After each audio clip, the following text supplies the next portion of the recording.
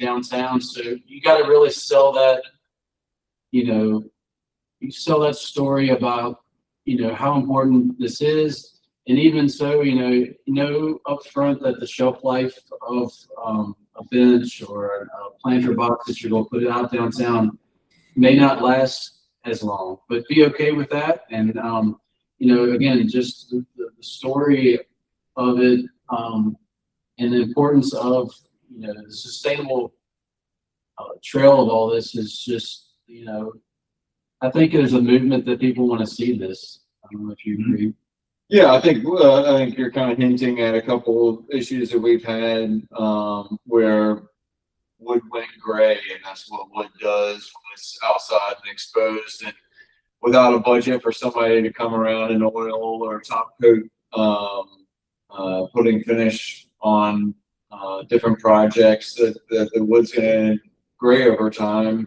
And we got some kickback because of that, and it's partly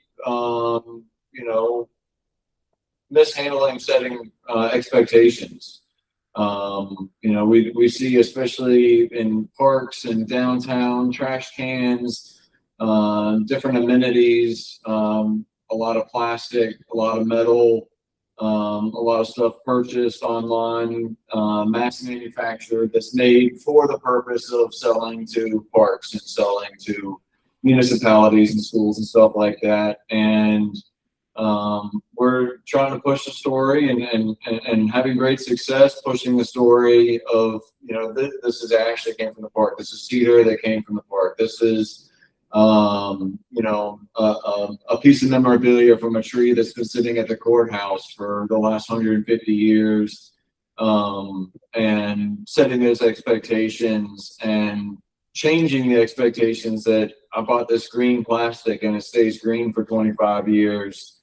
Well, it's going to end up in the landfill and it's never going to rot.